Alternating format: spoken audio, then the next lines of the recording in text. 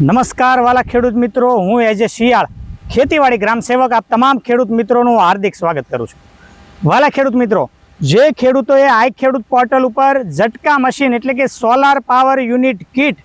યોજનાની અંદર લાભ લેવા માટે ઓનલાઈન અરજી કરેલી હોય એવા ખેડૂત મિત્રોને તાજેતરમાં એ તમામ જિલ્લાઓની અંદર એ લગભગ પૂર્વ મંજૂરી હુકમ ખરીદી કરવા માટે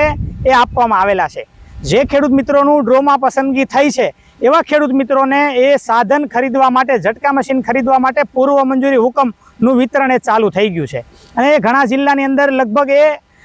ઘણા સમય પહેલાં એ પૂર્વ મંજૂરી આપી દેવામાં આવેલા છે। તો હવે આખી મારે એ પ્રક્રિયા તમને સમજાવવાની છે કે એ પૂર્વ મંજૂરી મળ્યા બાદ એ ખેડૂતોએ આગળ શું કરવું એની આપણે આજે વાત કરીશું। હવે મારી સાથે ઉપસ્થિત અમારા ખેડૂત ભાઈ શ્રી બાબાભાઈ માણાભાઈ મોબ, એટલે બાબાભાઈ માણાભાઈ મોબ, આજે એના ખેતર ઉપર એમણે આ ઝટકા મશીન એટલે કે સોલાર પાવર યુનિટ કિટનો એ સબસિડીમાં લાભ લેવા માટે ઓનલાઈન અરજી કરેલી હતી। ત્યારબાદ એમને એ પૂર્વ મંજૂરી હુકમ ડ્રોમાં પસંદગી થઈ એટલે પૂર્વ મંજૂરી હુકમ આપવામાં આવેલો હતો અને એ પૂર્વ મંજૂરી હુકમની અંદર સરકારશ્રીની ગાઈડલાઈન મુજબ એમાં આપવામાં આવેલી માર્ગદર્શિકા મુજબ ખેડૂતોએ પૂર્વ મંજૂરીના હુકમની તારીખથી 30 દિવસની અંદર એ સાધનની ખરીદી કરવાની હોય અને સાધનની ખરીદી કર્યા પછી એમને એ સમય મર્યાદાની અંદર 30 દિવસની અંદર એ માગ્યા મુજબના ડોક્યુમેન્ટ આઈ ખેડૂત પોર્ટલ ઉપર એમના આઈડીની અંદર લોગિન કરી અને ક્લેમ સબમિટ કરવાનો હોય, એટલે કે જે ડોક્યુમેન્ટ માગ્યા હોય એ મુજબ ડોક્યુમેન્ટ એ ઓનલાઈન એ સબમિટ કરવાના, અપલોડ કરવાના હોય। એ ક્લેમ ઓનલાઈન સબમિટ કર્યા બાદ પછી એ ડોક્યુમેન્ટ એ ફાઇલ એ ગ્રામ સેવકને 30 દિવસની અંદર એ જમા કરવાના હોય, ગ્રામ સેવકને અથવા તાલુકા ખેતીવાડીની કચેરીમાં જમા કરવાના હોય। તો અમારા ખેડૂત ભાઈશ્રીએ એમને પૂર્વ મંજૂરી હુકમ આપવામાં આવેલો હતો અને એના અંદર 1 મહિનાનો એમને ટાઈમ આપવામાં આવેલો હતો। તો 1 મહિનાની અંદર હજી 1 મહિનામાં એમને 30 દિવસની અંદર હજી એ 10 દિવસ બાકી છે અને એમણે આજે મને ક્લેમ ઓનલાઈન ક્લેમ સબમિટ કરાવી અને આજે મને એમણે આ ડોક્યુમેન્ટ એ તમામ કેસ મને જમા કરાવેલા છે અને એ જમા કરાવ્યા બાદ હવે આગળની શું પ્રોસેસ હોય એની આપણે વાત કરીએ। સરકારશ્રીના ધારાધોરણ મુજબ, સરકારશ્રીની ગાઈડલાઈન મુજબ કે માન્ય ડીલર અને માન્ય સંસ્થા પાસેથી ખરીદી કરવાની હોય તો અમારા ખેડૂત ભાઈશ્રીએ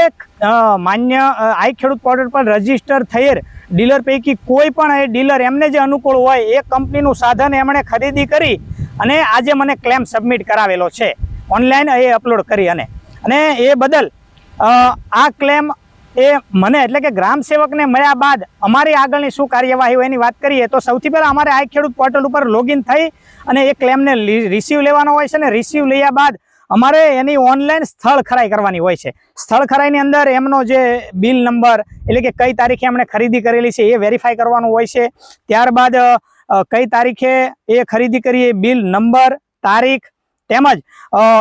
આ છે એનર્જાઇઝર કહેવામાં આવે છે તો એનર્જાઇઝરનો serial number, model number verify કરવામાં આવે છે જે બિલમાં દર્શાવવામાં આવેલો છે, બિલમાં બતાવવામાં આવેલો છે એ। ત્યારબાદ બેટરીનો સિરિયલ નંબર હોય છે એ વેરીફાઈ કરવાનો આવે છે।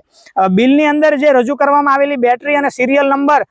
નું જ એ આ સાધન છે એ જ સિરિયલ નંબરની બેટરી છે કે નહીં એ વેરીફાઈ અમારે સ્થળ પર કરવાનું હોય છે। ત્યારબાદ સોલાર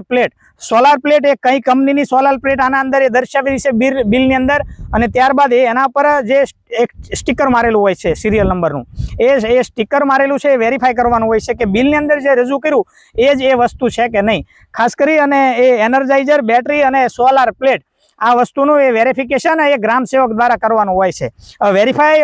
કમ્પ્લીટ વેરીફાઈ કરી અને આઈ ખેડૂત પોર્ટલ પર એ સબમિટ કરવાનું હોય છે અને ત્યારબાદ ખેડૂતોને એ આગળની પ્રોસેસ એમની પેમેન્ટની પ્રોસેસ એ આગળની ખાતા કક્ષાએથી કચેરી કક્ષાએથી કરવામાં આવશે। હવે આ તારીખે સોલાર પાવર યુનિટ કિટ એટલે કે ઝટકા મશીનની અંદર ખેડૂતોને ખરીદી બિલના 50% અથવા તો 15,000 રૂપિયાની મર્યાદામાં બંનેમાંથી જે ઓછું હોય એ એટલે કે 15,000 રૂપિયાની મર્યાદામાં ખેડૂતોને ઝટકા મશીનની અંદર સહાય આપવામાં આવતી હોય છે। તો શું તમને પણ આવી રીતે આઈ ખેડૂત પોર્ટલ પર રજીસ્ટ્રેશન કર્યા બાદ તમને પણ એ પૂર્વ મંજૂરી હુકમ ખરીદી કરવા માટે મળેલો હોય તો તમે પણ આ રીતે 30 દિવસની અંદર તમામ ડોક્યુમેન્ટ ક્લેમ તમારા આઈડીમાં સબમિટ કરી અને ત્યારબાદ સમય મર્યાદાની અંદર 30 દિવસ પહેલાં ગ્રામ સેવકને અથવા સંબંધિત કચેરીમાં, ખેતીવાડીની કચેરીમાં ક્લેમ સબમિટ કરાવી દેવો। આભાર।